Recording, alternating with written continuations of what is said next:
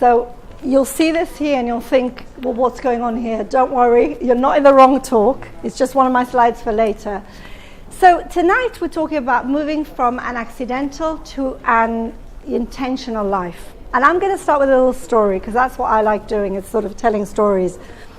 So a couple of months ago, I was in Paris. I was attending a writer's retreat and being a little bit paranoid about arriving there on time on the first day of the retreat. The day before, I decided to navigate the journey.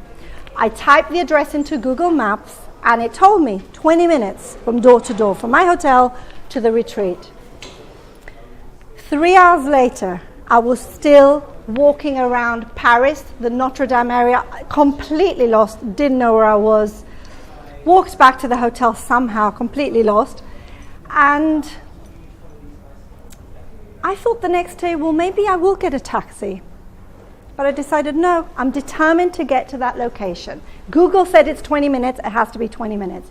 So the next day I awoke, I put the directions onto my Google Maps again, and I walked from the hotel to the retreat in exactly 22 minutes. So what was different? What was different was that the day before, I had meant to get to the retreat location, but I got distracted with street acts, artists, markets, and got completely lost. The day later, I focused, removed all the distractions that were in the way, and I got from where I was, which is where the hotel was, to the retreat in exactly the time that Google had said. That whole scenario just kind of reminded me of a little bit of life. How we often mean to get somewhere. We really, really do. But all the things that throw us off track, which make the journey from where we are to where we want to be a whole lot longer, and we might not even get to that destination. So tonight I want to talk to you about the accidental versus intentional, leading a more intentional life. So my name is Michelle Attias. I'm a coach, I'm a mindset expert, I'm a speaker, and as of a couple of months ago, I'm also an author.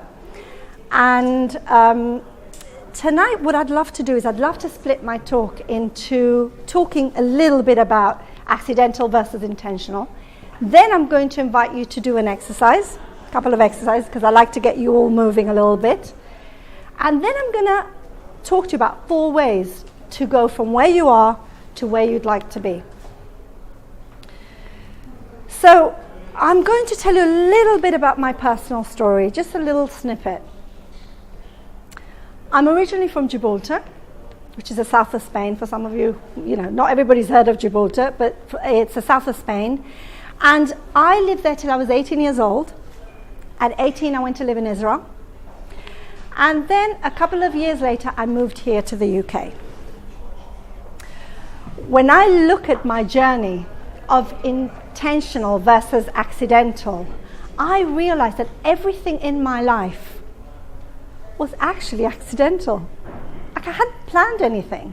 Yes, I went to live in Israel when I was 18. I was supposed to be there for 2 weeks. A year later, I was still living there. I came to London simply for 6 months because the Gulf War was raging in the Middle East. 30 years down the line, I'm still here. So 5 years ago, I realized that over time, most of the decisions in fact, I hadn't even made a decision. I had simply lived my life through reacting through anxiety, through fear. And I woke up 5 years ago and thought, I haven't really got an intentional life. And I was a psychotherapist at the time. So it's not like I wasn't in personal development. I was a psychotherapist at the time. And yet, I was working in a small clinic in northwest London. I never, ever would have imagined that I would become a coach, that I would become an international speaker, that I would become an author at one point, and I would coach clients. because it seemed almost impossible. It was so far away, that whole dream. So here's the thing. When we think about a life that's accidental, it's a little bit like, it reminds me of imagining that I'm on a boat which is unanchored and the wind sweeps it. And the boat kind of gets swept away somewhere, anywhere. Who cares where? So you wake up one morning and you find that you're kind of moored on the wrong dock. And you don't even know how you got here. But you're so far away from what you wanted that you don't even know what you wanted in the first place. That to me is an accidental or somehow a default life. So for me to have to now lead an intentional life is so different. To actually wake up in the morning and think about, what do I want to create today? Each morning having an intentional thought, not having a huge 10-year plan or huge 5-year plan. It's today. What do I want to create? How do I want to show up? Because it's a life that's led by intention, has got depth to it, there's a connection to it, rather than being led to wherever life takes you. And that used to be very much my life. I never would have imagined doing what I'm doing now. But there were certain steps that I had to do all those years ago that took me to where I am today.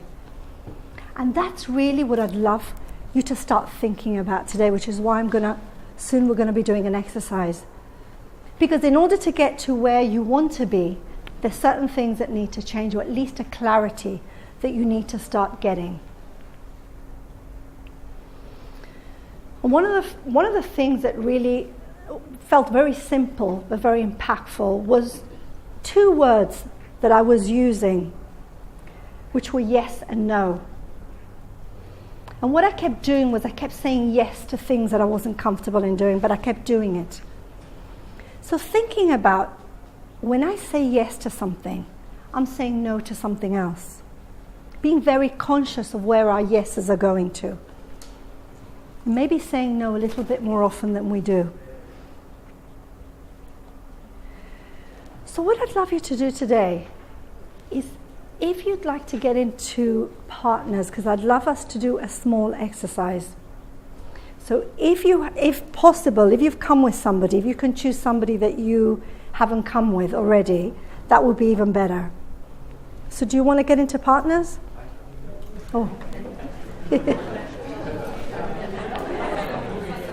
Right, so we have some papers and pens if you need it. But with your partner, and take one at a time, if you can speak one at a time. So choose who's going to go first. And reflect on your life. And ask yourself, what's working? What's working in your life? Share with your partner, and then we're going to do it for 2 minutes, and then I'm going to ask you to swap over. So it's a few exercises that we're going to be doing. So who would like to share? Anybody would like to share what's working? I have a lot of joy and fun in relationships with people at the moment. I'm trying to create a romantic relationship, but I've just worked on just being playful and fun, have it ease, and that seems to be happening. Amazing, fantastic. That's lovely. Have a laugh. And I love the simplicity of that. Yeah. You know, sometimes it hasn't got to be this tangible thing. It has to be something about a state of being, and that's brilliant. Thank you.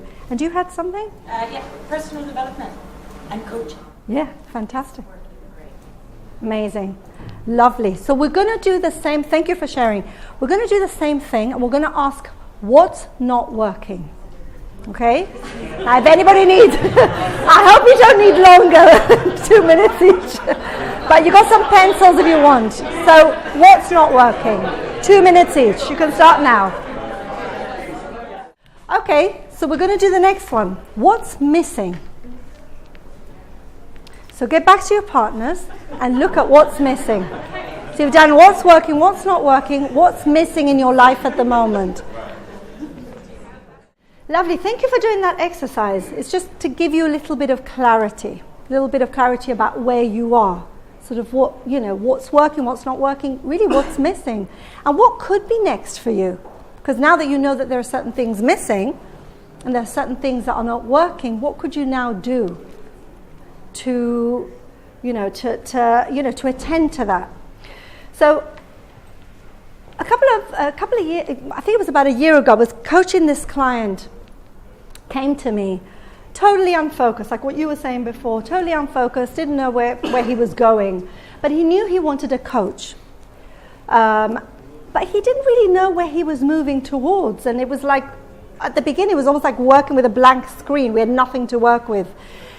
And I asked him, imagine you're 90 years old and you're looking back at your life. What would you like to have created?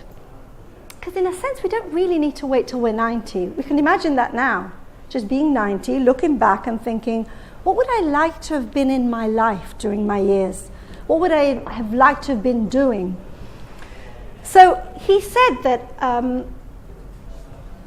actually he would love to move to South Africa. He would love to get married, have kids, and get a job there and actually give back to the community. Really give back to the community, because he felt that was something that would be important for him looking back at 90. So that's really the premise that we worked with. Within a few months, he had already started getting job offers from South Africa. He began to start to move towards his future, that future self that was being created. So that's really what it's about often, is to look back, is what would we like to have done? For me, if I have to look back in my 90s, I think about leaving a legacy, making a difference. One of the things I wanted to have been doing is writing a book, which I've already done. So, it's something about being intentional. What do we want to fill our lives with? Like you're saying, you want a bigger purpose. It might be something else. It might be something smaller than that. But pushing aside those distractions, being aware of those distractions and pushing them to one side. So what I wanted to do tonight as well was I wanted to, hence why the slides are there, I wanted to talk about a client that I worked with who was living a very accidental life, or a life by default. She had fallen into the wrong job, didn't feel like she wanted to be there, but she felt scared to leave because she was scared about security. The job meant security, but she was miserable. So she allowed me to speak about her, and I've actually changed her name and a couple of her details. So I'm going to call her Tina, but that isn't her real name. Tina was an accounts manager in a marketing department, and she had fallen into this job by default, by accident. She was not happy. She was an artist actually on the side, but she did not have the confidence to move into that arena, leaving her job and doing something as bold as going and creating her new business. Now, that might not be something that you might want to embark on, but there might be other things that you might want to do that require a movement of mindset.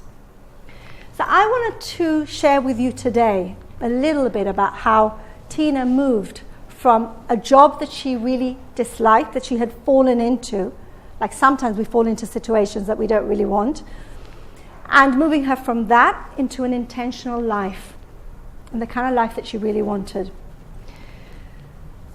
So at the time, she was not very confident, so we had to start looking at her mindset, and I've not used these before, but this is pretty new to me to be able to use the slides.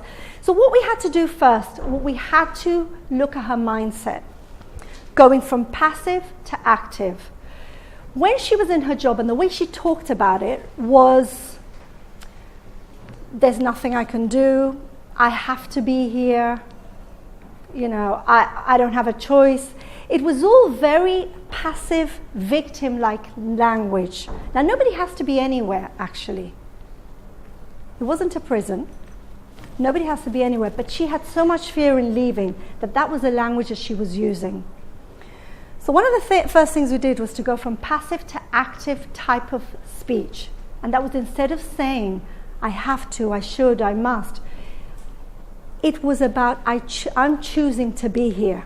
And the same thing as I'm choosing to be here, I can also choose to leave. Because she had woken up one morning and thought that 1 year from now, she no longer wanted to be in this job. But she realized that she was choosing to be there. And that's a big, it's a tiny shift, but it's significant. If you're in a situation that you're not happy with, you don't have to be in there. But you can say that you're choosing to be there for now. And things might shift at some point, and you might choose to be out of it. But it gives you more movement and more leeway to one day leave. So that was the first thing, is to go from a passive to an active mindset. The next thing she did was she moved from concealing to proclaiming. So she was an artist, but she had hidden it, and she was somebody who couldn't really open up about it. So she started to go to networking events, to events where people who were doing art were actually attending those events. So she was getting into the environment of the type of person that she was going to start to become. So if there is some way that you want to get to, or you want to embark on, start to move out of that space of hiding what you're about, and proclaim that space, that person you're becoming. So before I wrote my book, I knew I wanted to be an author. So I attended authors' events. I attended networking events for authors, any groups for authors. I wasn't an author, but I knew that this was the person that I was going to be, that I was going to become. And therefore, I wanted to step into that environment. So again, if there's something that you want to create, think about where you want to go and think, oh, okay, let me just start proclaiming. Let me just start proclaiming that environment and start moving into that future self, the person that I'm becoming. The next thing was hopeless to possibility. So again, she had been hiding who she was, what she wanted to become. She began to set up a Facebook group, put her artwork out there, start to share it with friends, share it with family. Really step into that climate of change, because her mindset was shifting as this was happening, and she was starting to get into possibility. Lots of possibility. Before, she had been in a space where she was in a job that she was stuck in. So if there is something that you want to do, and you are stuck in this kind of accidental stroke default life, looking at areas of possibility, how can you share what you do, what you want to become? And the last thing is to move from dependent to resourceful. One of the things that she felt was that there was a lot of fear about the finances. Like, how was she going to cope without this thing called security? That signified her job, basically. So she began to look into, she spoke to a friend from uni who prepared a budget sheet for 6 months, and then her dad, she reluctantly asked her dad, and her dad decided that he was going to fund another 6 months. So she had a full year's worth.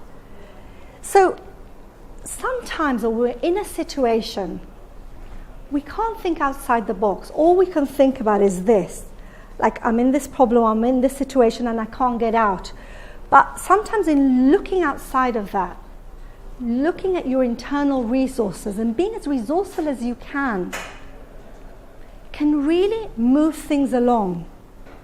You know, we have unbelievable resources inside, but we often don't use it. So that was one of the ways that she shifted from one mindset to the other. And in a few months, she was ready. Within 12 weeks, she was ready to give up her job, to hand in her notice. So again, there might be things that where you're at the moment, that feel impossible, that feel like, you know, you're in this place that it feels almost overwhelming to go from where you are to where you'd like to be. It really does. But if we look at the shifts of mindset to get us to that place, everything's possible. Really, everything is possible. So, are there any questions before I continue? Anybody want to make a comment? Anybody want to share an experience of where that they've been resourceful? How did that person deal with self-doubt? So it's nice in a room like this. Yes. Supercharged, yes. When I go out by myself, and then you you go back to the normal world. You start feeling anxious. You start doubting yourself. You start thinking you're not good enough. Well, your hair's falling out. Yeah. Well, I don't have that problem, but yeah. Absolutely. So you talk about self-doubt, and that's huge, isn't it? I think we can all relate to that. That self-doubt is pretty heavy duty. And often we hide behind a job, we hide behind a relationship, we hide behind a situation, because to expose ourselves to that self-doubt is huge. So absolutely, and that's why the mindset had to be moved and shifted slowly, so that that self-doubt, it emerged. But often what we think is, if I feel self-doubt, I have to stop. So self-doubt means I have to wait till I get over my self-doubt or my insecurities or my anxiety before I embark on something. And I always say to people, well, what if you could do it regardless? Like, what if there was an emergency? Like, what if it was life or death? I can imagine that self-doubt would have to be swept to one side, and she would have to charge and do what needed doing. But when we hide behind self-doubt, it can be paralyzing. So when I was writing my book, and I was on the way to publishing it, I thought I have to wait till self-doubt goes away until I can publish it. But actually, self-doubt was present all the way through. It never went away. I sat with it. It was really uncomfortable. But I didn't wait till it went away, because it might not. The anxiety might not. All those feelings that don't feel so good, they might not go away. But what if you could do it regardless, but in a tiny way? So it doesn't mean you have to embark on something huge. But what would be the one tiny thing you could do? Even when experiencing self-doubt, one tiny thing you could do to get you that bit closer to what you want. Because the self-doubt, to me, it's always there. Unless you're Superman or whatever, it comes in and out. And it doesn't mean you have to stop. It just means you're in unknown territory. And your body's not used to it, and your being is not used to being in that place. So what people normally do is they stop. Oh, that must be a signal that I have to stop. But it's not a signal of anything. It just means I feel self-doubt, and that's all. Does that give you clarity? Thank you. What if I don't know what I want to do? It's great if I have this huge vision of what I want, but what if I really don't know what I want? So you might not know what you want. Like, it's not like you want to be the next Richard Branson, or you don't have the physical vision of what you want. But you might have a niggling feeling of something that you're really interested in, or something that really drives you, something that's really important to you, something that really motivates you. So I had no idea 5 years ago I was going to end up here. I didn't say, one day I'm going to speak at General Assembly. I didn't have a clue. But all I knew was that I wanted to make a difference in a far bigger way than I used to when I was a psychotherapist. I did not want to work with people in that way anymore. I wanted to work in a different type of setting. That's all I knew. Now, what emerged from that place, I started to put things into place, and then slowly things kind of emerged. So you need to look at what's important to me. What are those things that when I see them, or when they're around me, like I feel something? Because you don't know what's gonna come of it, but you know that there's something that connects you. Do you have any idea of something like that? So just reflect on, if there's something that really you're connected to. there's something that matters to you, something that when it comes out on TV or when you see it, it stirs you, it moves you. You can start from that place. You don't know what form it's going to take, but you start from that place. Can I share a quick reflection? Yeah, sure. For me, the question is, who's the I, what I want, asking, who's the identity? So for me, it's rather than the what I want to do, it's who do I want to be? And I started exploring what's my identity at work, what's my identity in relationships, Yes. what's my identity with relation to food and chocolate. Once you shift your identity, the world around you starts shifting. I wanted to be more creative and do speaking. So I just started doing that wherever I go. And even here, there's an anxiety every time I put my hand up. But I just align to my identity of being someone who speaks to inspire people. Absolutely. And then it becomes more natural when you're back with... Absolutely. And don't think that speakers don't have anxiety. I have it before I come on. Every single time I speak. Absolutely. But if I had to wait for that anxiety to go away, I would never speak, ever. So it had to be, yes, I'm anxious, but I'm actually going to do it. Because impacting people, making a difference, even if it's one person tonight, even if it's one person, that's more important to me than having to nurture my anxiety, which will keep me exactly where I am, not speaking. So absolutely, I think it's very much about the person you're becoming, which is why I talked about the mindsets. Because before we go for something, we have to become. It's about who we're becoming. And from that place of becoming, we up level very organically. So it's a little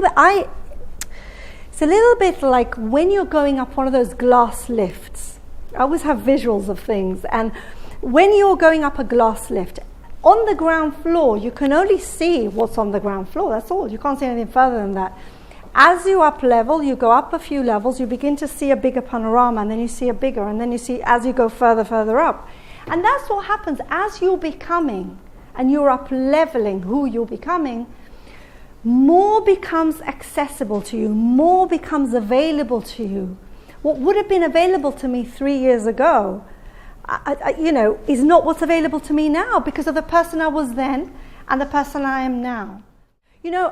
In my experience, even with my own life, in 1 minute, something shifted. And with other things, it took years and years. Sometimes you have an insight, and it's automatic. It's like there's a before and there's an after in that insight. And nothing ever looks the same again. It's like something just happens, like a light bulb moment. And suddenly you're maybe in the kind of relationship that you're tolerating, or in your kind of job that you can't stand but you're kind of tolerating too. And then one moment, you suddenly have a light bulb or an insight that says, I'm done. Like, I can't do this anymore. Like, it's that insight of like, a year from now, I just don't want to be here. Or I don't want to be in this relationship. I'm done with being treated like that. So an insight or that moment can take a few months or can take one simple shift. And for me personally, what really helps when I work with clients is to slow them right down. Really slow them down. Because when people are going full scale ahead, they don't even know what's going, they don't even know if they get an insight, they're just rushing everywhere. I want to slow them right down. Because that slowing down clears that thinking a little bit and allows, and I'm going to use the word bubble because a couple of people have used bubble up tonight. And insights can bubble up because now there's space. So I ask people to go for a walk, go swimming, just let the mind slowly clear, because that's when people get insights. So a person's transition can take a minute, it can take 3 weeks, it can take 3 months. Depends when they're ready to let go of what they believe is giving them that security. And sometimes some people are more attached to what's not great for them than others. I remember one of my previous coaches saying to me, sometimes you have to get to your side of the courtroom. Defend yourself, be your own lawyer. Just be there, stand up for yourself. Because often we are so critical. we're not showing enough compassion, and sometimes where we are now is actually where we need to be. No further forward. And sometimes when I want to slow down a bit, I will talk to myself in Spanish as if it was that child's self, because we would be more compassionate on a child. And sometimes we need that. We do need that. We need to slow down. We need to be compassionate on ourselves. We need to stand on our side of the courtroom and just be there and just understand that this is where we are and we're doing the best that we can. We really are. This has been fantastic. This has been great. Thank you for sharing so much of your insights. It's been amazing. And honestly, some of you have really shared and have not only in partnerships, but also here openly. And sometimes it's not easy to sort of share and open up and say what's working and what isn't, especially actually, and what's missing. So thank you very much for listening. I mean, what I'd love to share with you is I've got my new book, which, as I said before, I've literally just become an author very, very recently. Look Inside, Stop Seeking, Start Living. So if you liked my talk tonight, there's more of these type of stories in the book. And aside from that, what I've got here, and let's see if it comes out. So what I've got tonight is I've got 5 VIP coaching sessions. Now, this is not something I charge for, but if some of you would like to explore more about what we've spoken about tonight, move more from an accidental state to an intentional state, all you need to do, and I've got my business cards here with my email address, is email me and let me know why you would like to claim a session. 60 minutes, why you would like to claim a session, and I will just choose 5 people and I'll offer you a session, and we'll do that via Skype, so it doesn't matter where you're located. So that's something that I can offer you tonight. And I've got my business cards here if you want my email. Before I finish, any questions or any comments or anything anybody would like to finish off with? Ask yourself, when you sit at home, what's working, what's not working, what's missing? What would you love more of? And what could be next for me? Based on the talk tonight, what is the one takeaway that I would like to take from tonight? Maybe it was in the conversation that you had with the other person. Maybe it was something else that was said by somebody or myself that you thought, actually, I hadn't thought of that before. So be intentional by sitting, reflecting, and getting real clarity with where your life stands at the moment. And a year from now, where would you like it to be? Do you want it to be where it is right now? And it's fantastic if that's fine too. But for you, for example, you were saying you wanted to, you've got a bigger vision. So a year from now, do you want to be sitting with that bigger vision? And it's okay if you do, but is that going to be the case? Or do you want to have moved 5 steps into that further vision? And what do you need to do today? Do you need to contact somebody? Do you need to take additional courses? Do you need to connect with somebody specific? So start to plan, work backwards. This is where I want to be next year. What do I need to start doing in the 12 months preceding that to get me to that place? And start working. It might be a couple of little things. I'm not about huge things. I'm about saying, okay, what's next today? So what would you need to do today? Tiny, tiny little thing. I have this thing where I do 1 hour a day. So I have this concept of 1 hour a day. So I wrote my book 1 hour a day for a whole month. So I closed everything off and created focus for that 1 hour a day. It could be you could do 30 minutes a day, dedicated to what you want to create. But start moving towards it, because somebody said something to me once that really woke me up. And they said, nobody's coming. Nobody's coming to save you. I think I was waiting for somebody to say, okay, Michelle, it's all going to be okay. Like, I'm coming. Don't worry. You don't have to do anything. Like, here you go. No. It doesn't work like that. You want a specific life. You're going to have to go and you're going to have to create it. But from my experience, is when I connect to what I want and I begin to take a few little bits of action and opening myself up to what I want, suddenly, like, I seem to see that everywhere. Like, I seem to see those opportunities everywhere. Or opportunities open up from that place. But you've got to start taking little bits of action.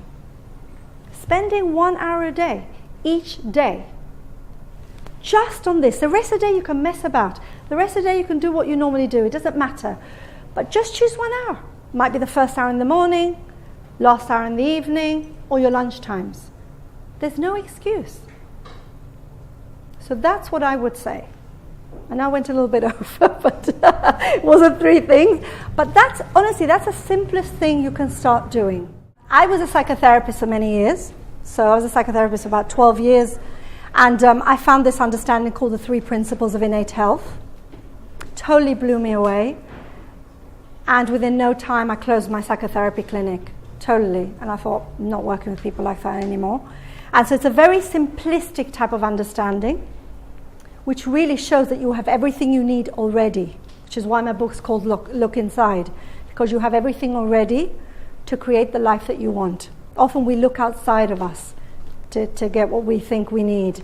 But actually, it's all in here. So being resourceful, resilient, and people like Steve Chandler, I worked with him in America for a while, so he was brilliant at bringing these concepts and ideas. I like the fact that it's different, and it's helped my life.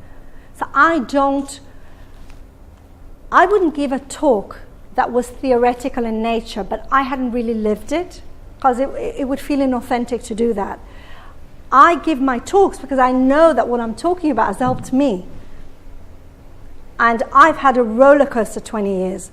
So, single parenting, when my kids were babies, to roller coasters like you'll never believe. And I'm here. And I've been able to create what I've got. So I know that what I talk about is what I live and what I really believe in, because I live it every day. So that's very much my kind of understanding. And again, my book talks more about it. It's not a plug, it's not a sales pitch, but my book talks more about that.